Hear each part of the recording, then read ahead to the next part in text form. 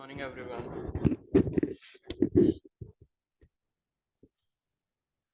Good morning, Kashish. Good morning, Sanjana. Good morning, Kamini. Good morning, Kashish. Good morning, Shivani.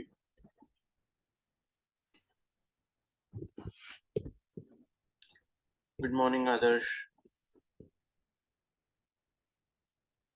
Good morning, Ajay. Good morning, Sandhya. Good morning, Kanishka.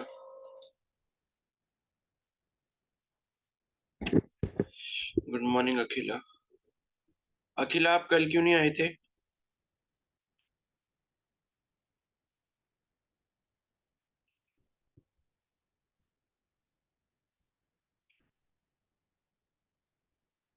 और ये बताओ कि जो आपका अभी परसों टेस्ट हुआ था उसमें मार्क्स भी आपके बहुत कम थे, ऐसा क्यों?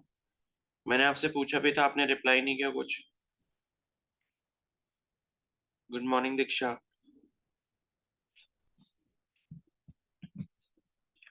बताओ, रिवीजन नहीं किया था क्या?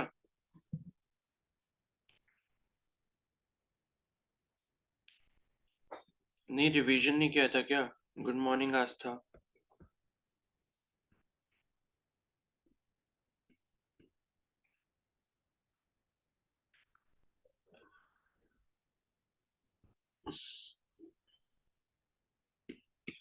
भाई अब कर लेना रिवीजन। आज भी एनिमल किंगडम का टेस्ट होगा।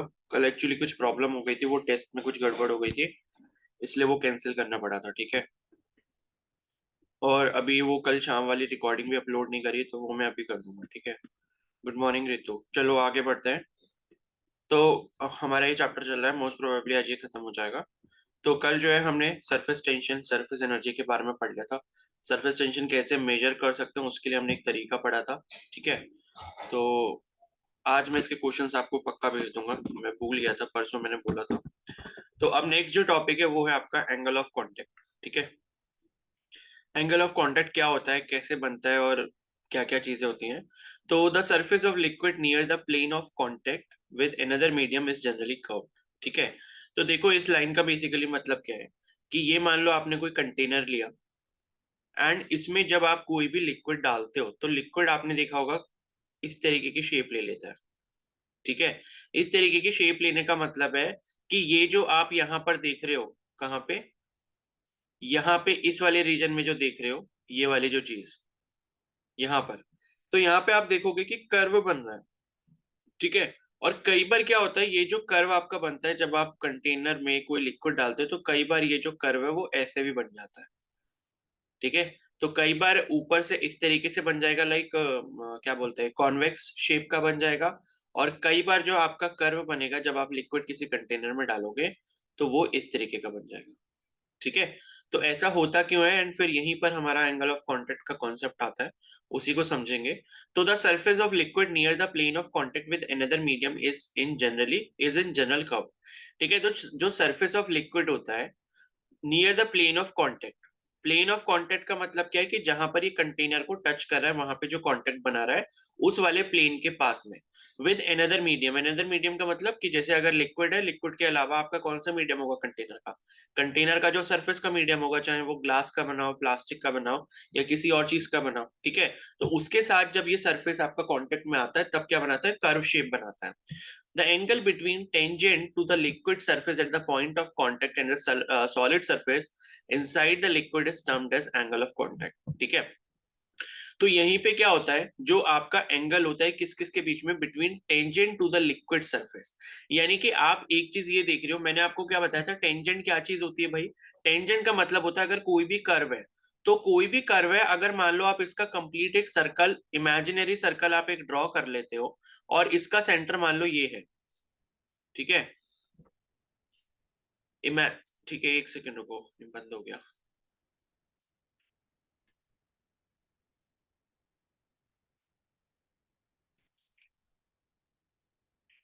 वॉइस वगैरह सबको क्लियर है ना?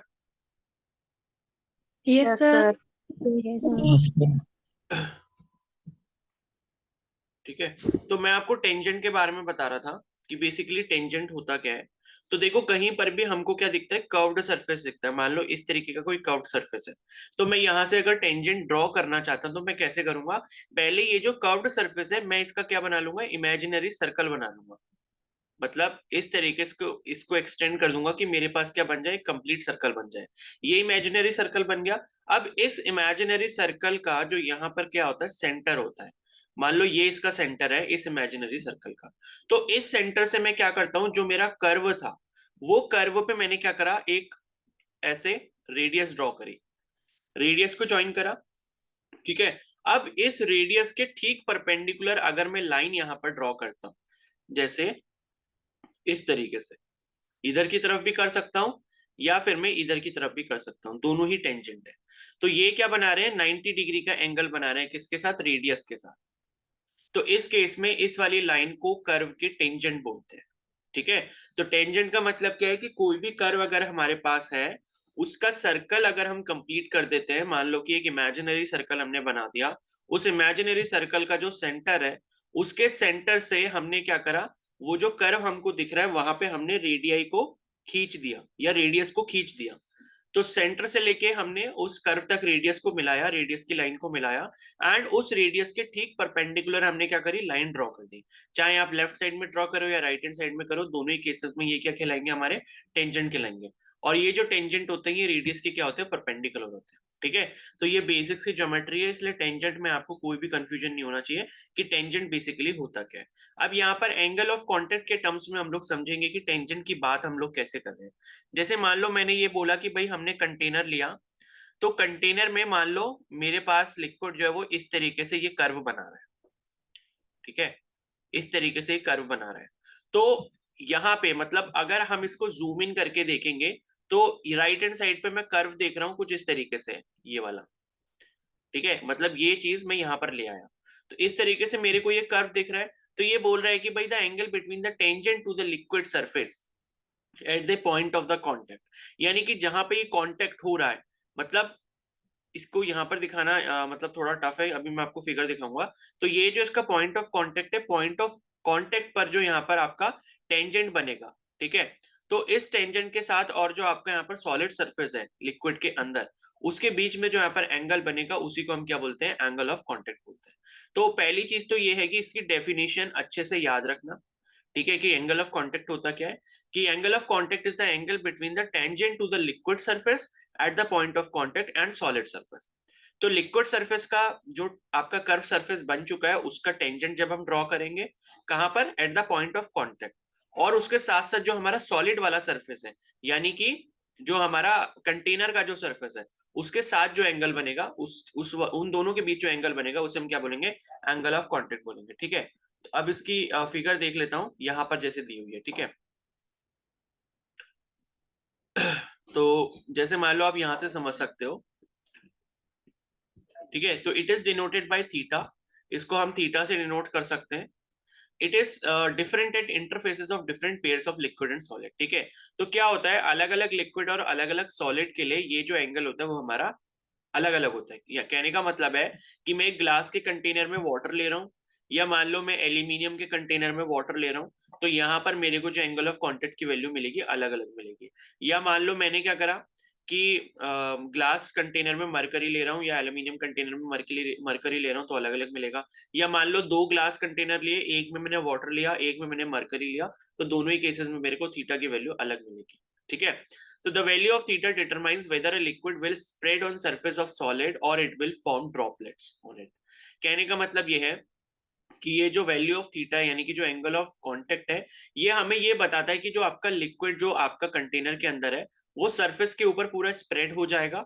ठीक है। या फिर क्या होगा, वो ड्रॉपलेट्स बना लेगा। यानी कि यहाँ पर मतलब ये है कि वो जो आपका सरफेस पे लिक्विड मतलब उस पर जाने की कोशिश करेगा या उससे दूर भागने की कोशिश करेगा, क्या चीज होगी। ठीक है। तो for example water forms droplets on lotus leaf as shown in figure 9.17a। तो यहाँ पर जैसे कि इन्होंने बताया कि जो वाटर है वो आपका क्या बना लेता है, ड्रॉपलेट्स बना लेता है लोटस की पत्तियों के ऊपर। ठीक है। तो आपने देखा भी होगा, जनरली लोटस में भी देख लो या फिर और कोई फ्लावर भी आप देखो, तो उसकी जो पेटल्स होती है उसके ऊपर वो ड्रॉपलेट्स बना लेता है, वो उसको वेट नहीं करता। ठीक है। While spreads over a clean plastic plate, और मान लो अगर आप एक क्लीन प्लास्टिक प्लेट लेते हो तो उसके ऊपर वो पूरा बिखर जाता है। ठीक है। तो ये इन्होंने जो है मतलब ऐसे करके एक एग्जांपल दिया एंगल ऑफ कांटेक्ट का। तो यहाँ पर आप देख सकते हो ये जो बना है मतलब एंगल ऑफ कांटेक्ट कैसे बना है। ठीक है, इसमें इतना अच्छे से समझ आ नहीं रहा है। ठीक है, तो रुको मैं इसकी जरा एक फिगर जो है मैं एक बार देख लूं, फिर वो मैं आपको दिखा देता हूँ।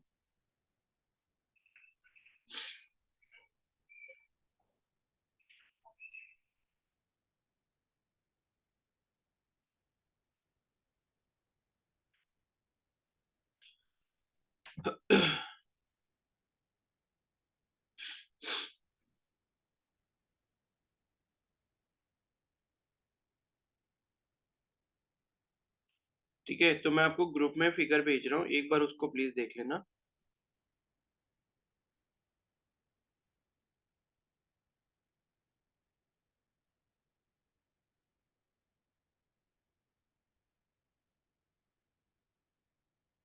ठीक है, तो ग्रुप में मैंने आपको एक फिगर शेयर करी है, उसको एक बार थोड़ा सा देखना।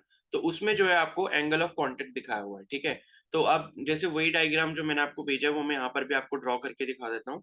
तो जैसे मान लो मेरे पास दो बीकर है, एक में वाटर है, ओके, एंड दूसरा बीकर मान लो यहाँ पर है जिसमें मेरे पास क्या मरकरी है। तो वाटर एंड मरकरी है। तो वाटर के केस में जब आप देख रहे हो वाटर को हमने जब इस कंटेनर में डाला, तो वाटर का जो कर्वेचर है मतलब सरफेस का, वो कुछ आपको इस तरीके से दिखाई दे रहा है। ठीक है, और मरकरी के केस में क्या हो रहा है, आपका जो ये सरफेस है इस तरीके का है।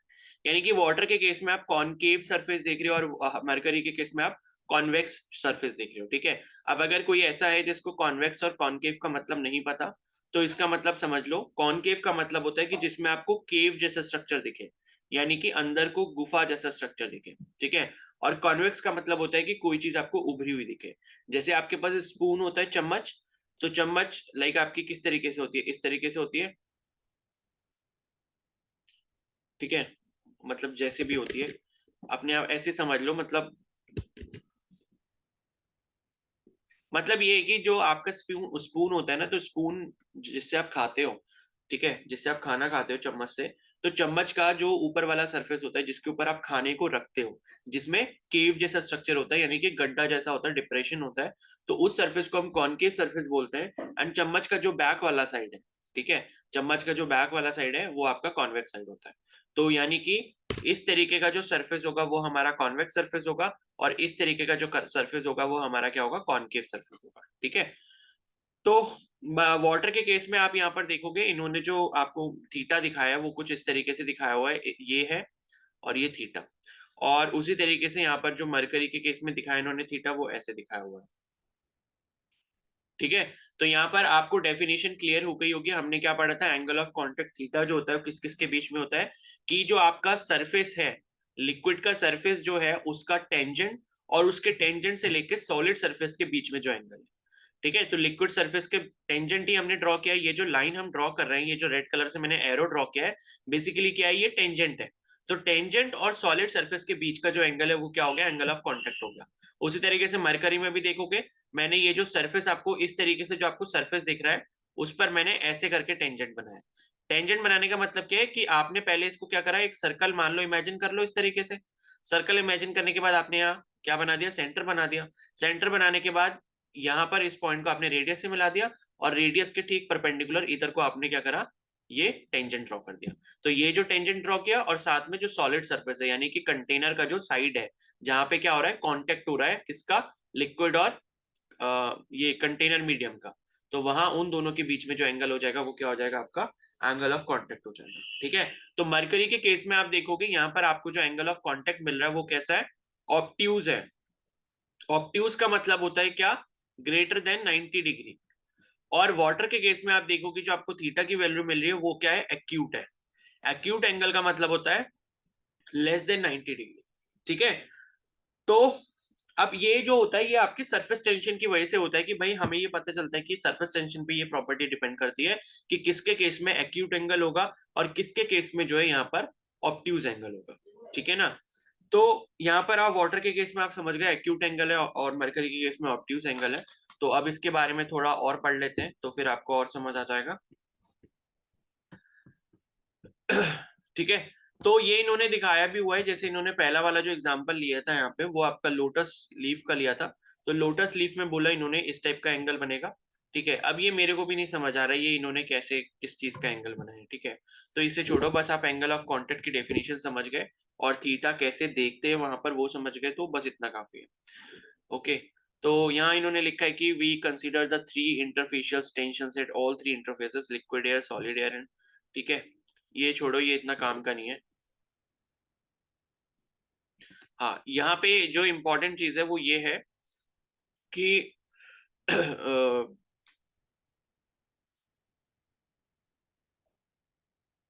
ये लिखा है जैसे कि when theta is an obtuse angle then molecules of liquids are attracted strongly to themselves and weakly to those of solid। ठीक है, तो कल जो है मैंने आपको दो फोर्सेस के बारे में बताया था, लाइक हमारे पास दो फोर्सेस होते हैं, एक आपका कोहेसिव फोर्सेस होते हैं, एक आपके एडहेसिव फोर्सेस होते हैं।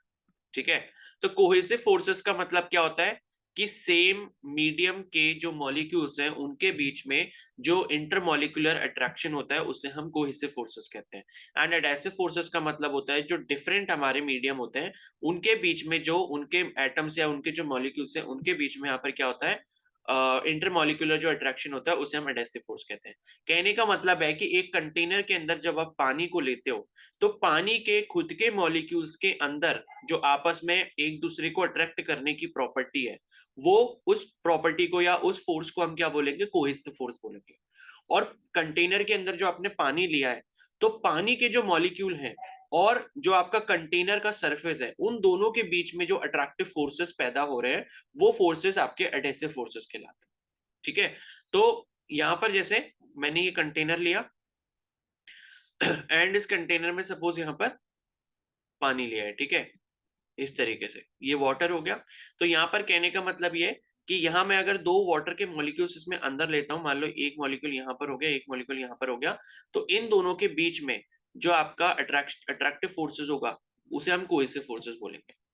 ठीक है, दो जो वाटर के मॉलिक्यूल हैं यानी कि मॉलिक्यूल के खुद के मतलब मीडियम के खुद के मॉलिक्यूल्स के अंदर जो फोर्सेस लगते हैं एक दूसरे के ऊपर उन्हें हम कोहेसिव फोर्सेस कहते हैं। अब दूसरे जो टाइप के फोर्सेस हैं वो हमारे कौन से हैं, जो ये आपका कंटेनर दिख रहा है यानी कि ब्लैक कलर का जो आपको कंटेनर की वॉल दिख रही है और ये जो रेड कलर का मतलब आपको लिक्विड दिख रहा है। तो यहाँ पर मान लो मैंने क्या लिया, एक कंटेनर का मॉलिक्यूल ये कंसिडर कर लिया ब्लैक कलर से, और उसके बाद यहाँ पर जो है एक रेड कलर का मैंने वाटर का मॉलिक्यूल यहाँ पर कंसिडर कर लिया। तो इन दोनों के बीच में, ठीक है, इन दोनों के बीच में यहाँ पर जो अट्रैक्टिव फोर्सेस लग रहे होंगे उसे हम क्या बोलेंगे, एडहेसिव फोर्सेस बोलेंगे। ठीक है, तो अब आपको यहां से थोड़ा और क्लियर हो जाएगा ये जो लाइन हमने अभी पढ़ी कि when theta is an obtuse angle, हम ऑब्ट्यूज एंगल की बात करें, जैसे मरकरी में अभी हमने पढ़ा कि एंगल जो बनता है एंगल ऑफ कांटेक्ट वो क्या बनता है, ऑब्ट्यूज बनता है, यानी कि 90 डिग्री से बड़ा। तो इसमें लिखा है कि then molecules of liquids are attracted strongly to themselves and weakly to those of solid. तो यहाँ पर इसका मतलब ये है कि जो आपका कोहेसिव फोर्स होता है वो आपका एडहेसिव फोर्स से ज्यादा होता है। ठीक है, then molecules of liquids are attracted strongly to themselves, यानी कि खुद से जो है वो ज्यादा अट्रैक्टेड होते हैं आपस में।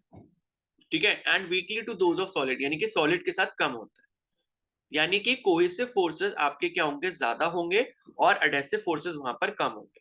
तो मरकरी के एग्जांपल पर अगर हम फिर से वापस आए, ठीक है, तो मरकरी का एग्जांपल ये था हमारा और इसमें हमारा ऑब्ट्यूज एंगल बना था इस केस में। तो यहां पर आप क्या देख रहे हो कि कोहेसिव फोर्सेस जो है वो आपके ज्यादा है किससे, एडहेसिव फोर्सेस से। तब ये वाली कंडीशन जो है वो आपकी बनती है। और ये जो एक्यूट एंगल वाला केस है जैसे वाटर का, तो इसमें जस्ट ऑपोजिट हो जाता है। ठीक है, तो इसमें आप देख भी रहे हो जो ये शेप आपकी बन रही है ना, ये जो कॉन्वेक्स शेप बन रही है, ये कॉन्वेक्स शेप क्यों बन रही है, बिकॉज इधर के जो मॉलिक्यूल है सरफेस के, यहाँ पर जो सरफेस के मॉलिक्यूल हैं, सरफेस के जो मॉलिक्यूल हैं इस तरीके से, उनको अंदर के जो मॉलिक्यूल हैं वो यहाँ पर खींच रहे हैं, यानी कि कोहेसिव फोर्सेस ज्यादा है एज कंपेयर टू जो आपका कंटेनर की वॉल है, वो जो फोर्सेस लगा रहे हैं उससे कम है। मतलब वो वाले फोर्सेस कम है जो कंटेनर की वॉल आपके वाटर मॉलिक्यूल के ऊपर फोर्सेस लगा रही है। और अगर हम यहाँ पर वाटर का एग्जांपल लेते हैं तो वाटर के केस में आपने देखा कॉनकेव बनेगा, कॉनकेव शेप बन रहा है इस तरीके से सरफेस का। तो इसका मतलब क्या है कि यहाँ पर जो ये कंटेनर की वॉल है, ठीक है, तो कंटेनर की वॉल जो क्या कर रही है, कंटेनर की वॉल के जो मॉलिक्यूल्स हैं वो इसको इधर की तरफ, वाटर के सरफेस को इधर की तरफ ज्यादा खींच रही है अपनी तरफ, ऐसे करके। ठीक है, तो ऐसे करके ज्यादा खींच रही है, तो पानी जो है, पानी का लेवल आपका थोड़ा सा क्या हो जाता है, राइज हो जाता है, ऊपर की तरफ चला जाता है, यानी कि ये क्या बना लेता है, आपका एक्यूट एंगल बना लेगा। ठीक है, तो इस केस में कौन सा एंगल बना, एक्यूट एंगल बना, और मरकरी के केस में क्या बना, ऑब्ट्यूज एंगल बना। तो ये ऑब्ट्यूज एंगल कब बनेगा, जब आपका कोहेसिव फोर्सेस ग्रेटर होंगे किससे, एडहेसिव फोर्सेस से। और आपका एक्यूट एंगल कब बनेगा, जब आपका कोहेसिव फोर्सेस लेस देन होंगे किससे, एडहेसिव फोर्सेस से। ठीक है, तो नेक्स्ट है उसके बाद, it cost a lot of energy to create liquid solid surface and liquid then does not wet the solid. तो दिस इज सर व्हाट ये हैपेंस विद, क्या चीज। सर ये कोएसिव कब कब बनेगा बोले, और एडिसिव? मैंने ये बोला कि अगर हम ये एक्यूट एंगल की बात करें ना, एंगल ऑफ कांटेक्ट अगर 90 डिग्री से छोटा है, तो ये तब होगा जब आपका यहाँ पर एडेसिव फोर्सेस ज्यादा होंगे कोहेसिव फोर्सेस से। ठीक है, और जैसे मैंने यहाँ पर मरकरी का केस लिखा है, तो मरकरी के केस में क्या होता है, एक्यूट एंगल वो ऑब्ट्यूज एंगल होता है, यानी कि 90 डिग्री से ज्यादा। तो 90 डिग्री से ज्यादा कब बनेगा, जब आपके कोहेसिव फोर्सेस क्या होंगे, ज्यादा होंगे एडेसिव फोर्सेस से। ठीक है, यस सर। ठीक है, 1 मिनट रुकना, हाँ।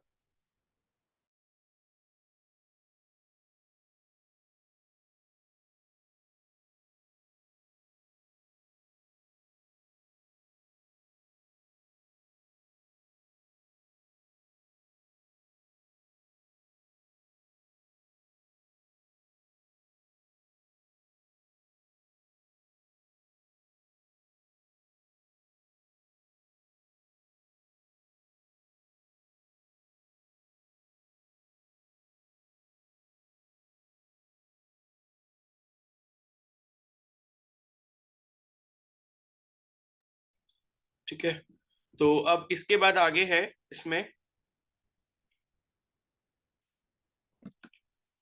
कि this is what happens with water on a waxy और oily surface and with mercury on any surface.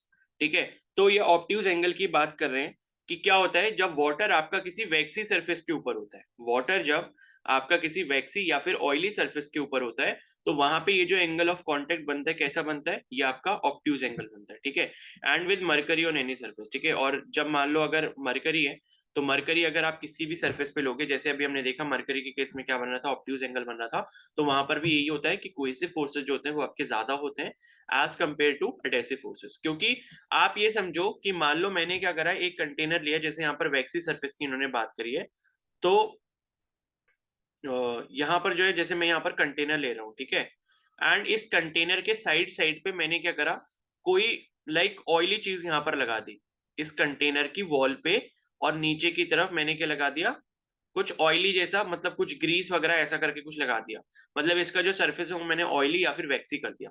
तो अब आपको खुद पता है कि भाई ऑयल और वाटर एक दूसरे को क्या करते हैं, रिपेल करते हैं। ठीक है, तो वो एक्चुअली में क्या होता है, एक दूसरे को रिपेल करते हैं। तो यहाँ से आप इसको ऐसे भी समझ सकते हो कि अगर मान लो मैं इस कंटेनर में अब मैं वाटर को फिल करता हूँ, तो वाटर को फिल करने पे बेसिकली होगा क्या, कि वाटर के जो मॉलिक्यूल हैं वो आपके कम अट्रैक्ट हो रहे होंगे इसकी वॉल से, कंटेनर की वॉल से। ठीक है, तो कंटेनर की वॉल से अगर कम अट्रैक्ट होंगे, यानी कि आपस में ज्यादा अट्रैक्ट होंगे, तो इसका जो शेप है सरफेस का, ऊपर वाले सरफेस का जो शेप है वो कुछ इस तरीके का बन जाएगा, यानी कि अंदर के वाटर मॉलिक्यूल इसको अपनी तरफ ज्यादा खींच रहे हैं एज कंपेयर टू जो कंटेनर का, मतलब कंटेनर की जो वॉल है उसके जो मॉलिक्यूल है वो कम खींच रहे हैं। ठीक है, फिर उसके बाद है, on the other hand if the molecules of the liquid are strongly attracted to those of the solid, यानी कि ये बात कर रहे हैं कि भाई अडेसिव फोर्सेस अगर आपके ज्यादा होते हैं, if the molecules of the liquid are strongly attracted to those of the solid, this will reduce, ये मतलब वो उस फिगर के हिसाब से लिखा है, and therefore cos theta may increase और theta may decrease। ठीक है, तो यहाँ पर in this case theta is an acute angle। तो वही बात कह रहे हैं कि acute angle कब बनेगा, जब आपके adhesive forces cohesive forces से ज्यादा हो। ठीक है, तो इसको नोट डाउन भी कर लेना, ऑब्ट्यूज के केस में कोहेसिव आपके ज्यादा होंगे एडेसिव से, और एक्यूट के केस में एडेसिव आपके ज्यादा होंगे कोहेसिव फोर्सेस से। तो इसका एग्जांपल दिया, this is what happens for water on glass और on plastic and for kerosene oil on virtually anything. ठीक है, इट जस्ट स्प्रेड, वो पूरा फैल जाता है। तो soap, detergent and dyeing substances are wetting agents. तो ये जो आपके कुछ सब्सटेंसेस होते हैं, जैसे कि सोप हो गया, डिटर्जेंट हो गया, and dyeing substances are wetting agents, ये आपके क्या होते हैं, वेटिंग एजेंट्स होते हैं। तो when they are added the angle of contact become small, so that these may penetrate well and become effective. तो यहाँ पर ये कह रहे हैं कि भाई जब हम ये सब चीजें ऐड करते हैं, सोप या डिटर्जेंट को ऐड करते हैं, तो यहाँ पर आपका एंगल ऑफ कांटेक्ट जो होता है वो छोटा हो जाता है। तो ये वाला पॉइंट भी काफी इंपॉर्टेंट है, लाइक इस पर क्वेश्चन बन सकता है, ठीक है, कि जब हम सोप या फिर डिटर्जेंट को ऐड करेंगे किसी भी लिक्विड में, तो वहां पर एंगल ऑफ कांटेक्ट पर क्या इफेक्ट पड़ता है। तो एंगल ऑफ कांटेक्ट जो है उस टाइम पर क्या हो जाता है, छोटा हो जाता है, डिक्रीज हो जाता है। अब ये होता क्यों है, एंगल ऑफ कांटेक्ट छोटा होने का मतलब क्या है कि भाई अडेसिव फोर्सेस जो है वो आपके क्या हो रहे हैं, ज्यादा हो जा रहे हैं कोहेसिव फोर्सेस से। अब इससे फायदा क्या होगा, इससे फायदा ये होगा कि जो आपके ये सोप और जो डिटर्जेंट है वो आपने जो डाले वो इजीली क्या कर पाए, उसके अंदर पेनिट्रेट कर पाए और और उसके लिए क्या हो पाए, ज्यादा इफेक्टिव हो पाए। यानी कि लाइक अगर हम मान लो किसी कंटेनर को वॉश कर रहे हैं, या कंटेनर को हम मान लो सोप या डिटर्जेंट का इस्तेमाल करके हम वॉश कर रहे हैं, तो हम यही चाहेंगे कि भाई कंटेनर के साथ जो है ज्यादा से ज्यादा जो सोप या डिटर्जेंट के मॉलिक्यूल है अटैच हो या उसके साथ जाके कांटेक्ट बनाए। और ये तभी पॉसिबल हो पाएगा जब वाटर का जो आपका मतलब जो लिक्विड है उसका जो आपका एंगल ऑफ कांटेक्ट बन रहा है वो छोटा बन रहा है, सो दैट कि वो इजीली क्या कर पाए, पेनिट्रेट कर पाए उसमें, एंड जो भी उसका डिटर्जेंट का आपका क्लीनिंग एक्शन होना है वो पॉसिबल हो पाए। और ऐसे कपड़ों के साथ होगा कि कपड़े जब आप डालोगे तो डर्ट होता है, and dirt is like oily substance, ठीक है।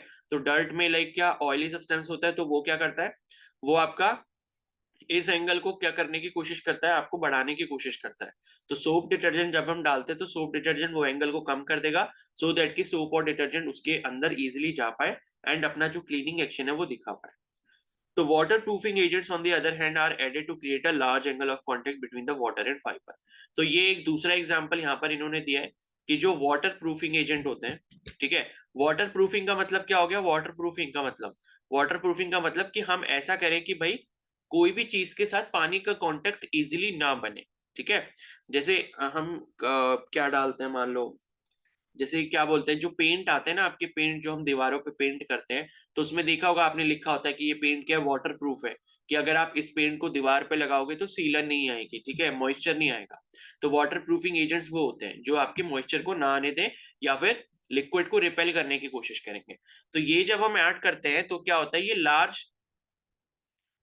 लार्ज एंगल ऑफ कांटेक्ट बनाते हैं वाटर और फाइबर्स के बीच में। अब फाइबर्स मतलब जिस भी चीज की बात कर रहे हैं उसके फाइबर्स होंगे, तो उन दोनों के बीच में ज्यादा एंगल ऑफ कांटेक्ट बनाते हैं। अब लार्ज एंगल ऑफ कांटेक्ट बनाने से होगा क्या, कि जो आपकी मतलब जो आपका सॉलिड सरफेस है या फिर जो आपका क्या है जो मीडियम है जिससे आपका वाटर कांटेक्ट में आ रहा है, वो उसको ज्यादा वेट नहीं कर पाएगा, वो उससे दूर भागने की कोशिश करेगा।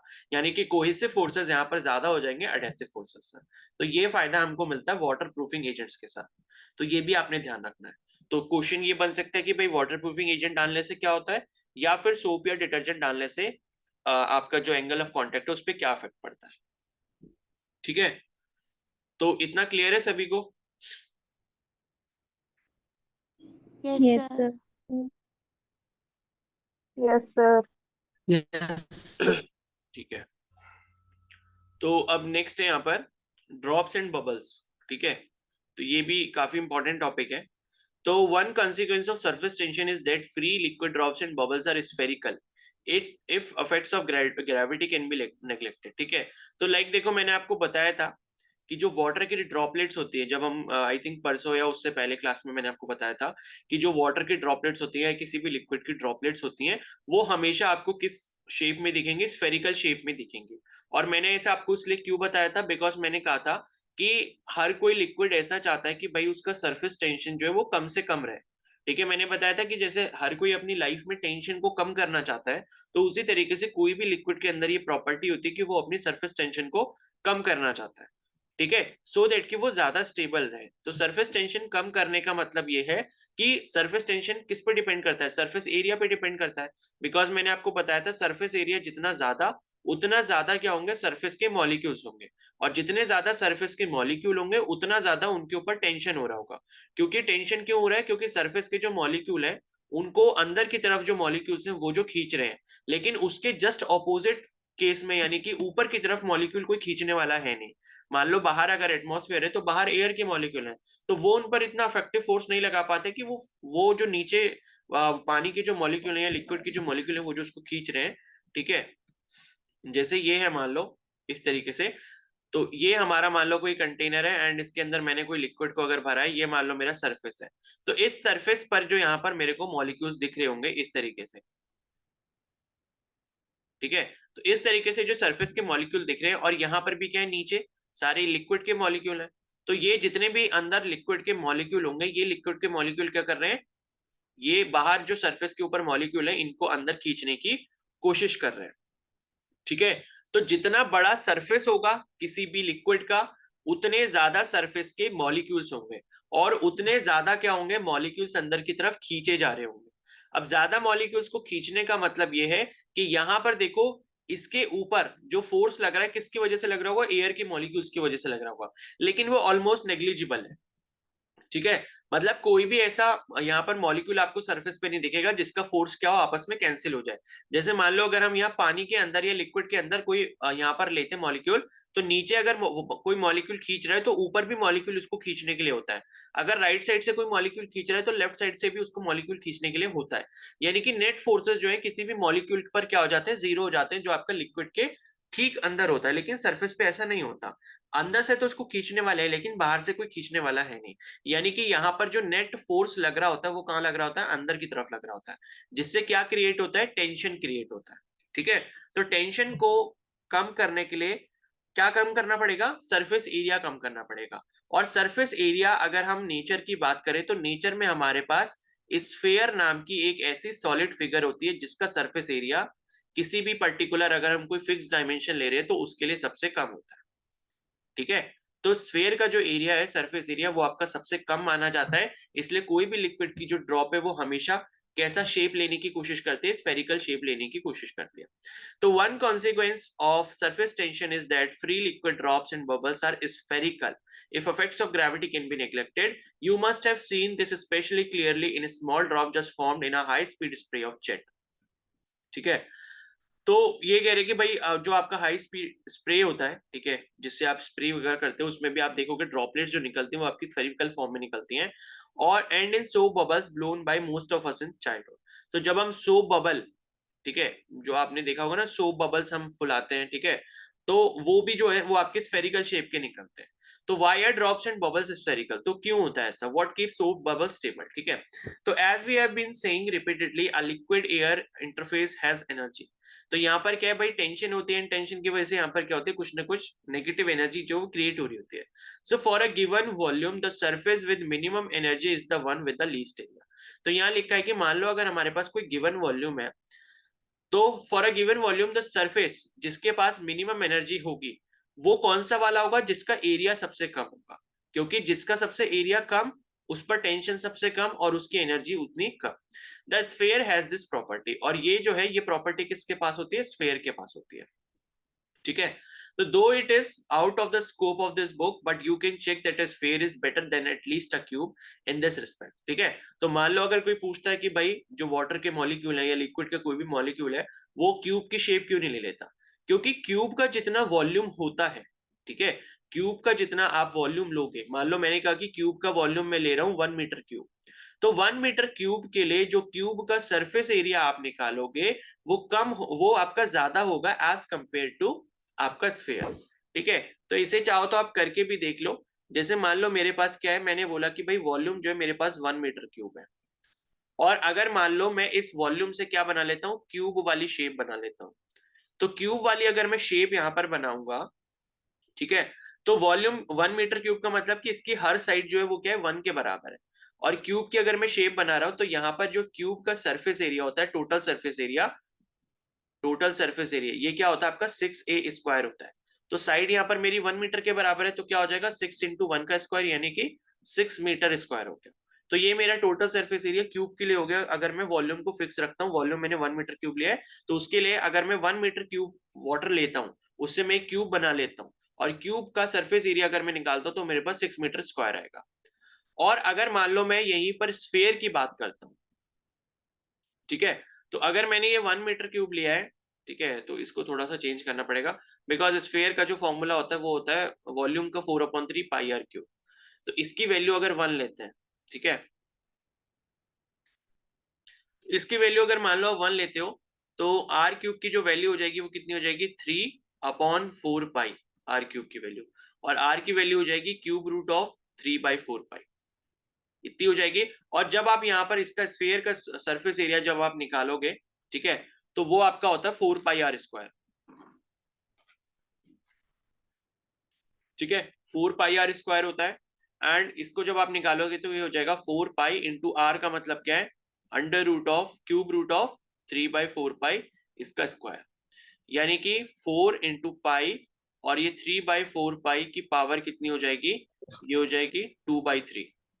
ठीक है, तो कहने का मतलब है लाइक मैं इसको सॉल्व कर नहीं सकता और आगे, बिकॉज इसकी वैल्यू आपको पूरी निकालनी पड़ेगी। 3/4 पाई पहले आप निकालोगे, फिर उसकी 2/3 पावर निकालोगे, तो ये जो वैल्यू आएगी ना, जितने भी मीटर स्क्वायर ये वैल्यू आएगी, आप ये देखोगे कि 6 मीटर स्क्वायर से कम है। या कोई भी अगर आप सॉलिड फिगर ले लेते हो, मान लो इस वॉल्यूम से आप क्यूबॉइड बना लो, ठीक है, कोन बना लो, सिलेंडर बना लो, और उसका सबका जो आपका सरफेस एरिया वो जब आप निकालोगे तो वो हमेशा स्फीयर के सरफेस एरिया से ज्यादा आएगा। कहने का मतलब ये है, यानी कि किसी भी फिक्स्ड वॉल्यूम के लिए या फिक्स्ड वॉल्यूम ऑफ लिक्विड के लिए आपको जो सबसे कम सरफेस एरिया मिलेगा यहाँ पर किसी सॉलिड फिगर के लिए, तो उसका नाम स्फीयर है। इस वजह से क्या होता है, एरिया हमें सबसे कम करना है, बिकॉज सरफेस टेंशन यहाँ पर कम हो पाए, तो हम क्या करते हैं, स्फीयर को चूज करते हैं। ठीक है, क्लियर है? तो इन्होंने यही लिखा है कि दो it is out of the scope of this book, scope मतलब यही है कि ये जो चीज मैंने एक्सप्लेन करी इन्होंने यहाँ पर नहीं करी है, तो but you can check that sphere is better than at least a cube in this respect. ठीक है, so if gravity and other forces were ineffective liquid drops would be spherical. तो ये कह रहे हैं कि भाई क्या होता है, वैसे तो देखो स्फेरिकल होना चाहिए, लेकिन ग्रेविटी का इफेक्ट भी लगता है हमारे, तो कंप्लीटली स्फेरिकल आपको कभी भी कोई ड्रॉप नहीं दिखेगी। कैसे दिखती है, थोड़ी सी ऊपर से स्फेरिकल होती है, नीचे से फ्लैट दिखती है, क्योंकि उसके ऊपर ग्रेविटी वाला फोर्स भी काम कर रहा है। ठीक है, और उसके बाद है another interesting consequence of surface tension is that the pressure inside a spherical drop is more than the pressure outside। तो यहाँ पर क्या होता है कि ये आपका सरफेस टेंशन की वजह से क्या होता है, यहाँ पर जो प्रेशर होता है आपका कहाँ पर, इनसाइड स्फेरिकल ड्रॉप, वो आपका ज्यादा होता है प्रेशर आउटसाइड द ड्रॉप। यानी कि बाहर जो प्रेशर लग रहा है, मान लो कि एटमॉस्फेरिक प्रेशर लग रहा है, उसके कंपैरिजन में जो अंदर की तरफ प्रेशर होगा वो आपका ज्यादा होगा, बिकॉज अंदर के मॉलिक्यूल्स ने क्या कर रखा है, सरफेस के मॉलिक्यूल्स को अपनी तरफ खींचा हुआ है, जिससे क्या हुआ, उन्होंने एक कॉम्पैक्ट शेप बना ली, यानी कि अपने अंदर जो प्रेशर था उसको बढ़ा लिया। ठीक है, प्रेशर बढ़ गया यानी कि वॉल्यूम क्या हो गया, कम हो गया। तो suppose a spherical drop of radius r is in equilibrium if its radius increases by del r, the extra surface energy is this. ठीक है, तो ये आपको मतलब ये इन्होंने ये सरफेस एनर्जी निकाल कर दी है कि अगर मान लो आप रेडियस r की कोई स्फेरिकल ड्रॉप अगर आप कंसीडर करते हो और उसकी रेडियस हम डेल्टा r से अगर हम बढ़ा देते हैं, तो सरफेस एनर्जी जो वो हमारी इतनी हो जाएगी 4πr प्लस डेल्टा r का स्क्वायर माइनस 4πr²।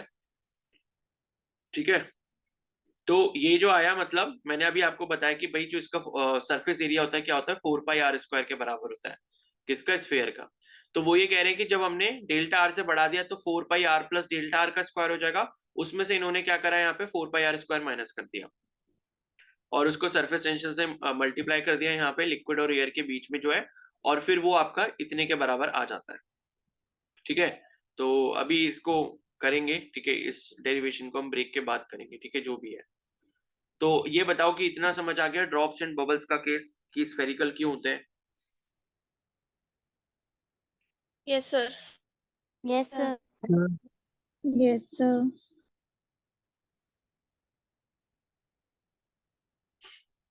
ठीक है, चलो फिर, ठीक है, 8:35 पे मिलते हैं, फिर उसके बाद कंटिन्यू करेंगे।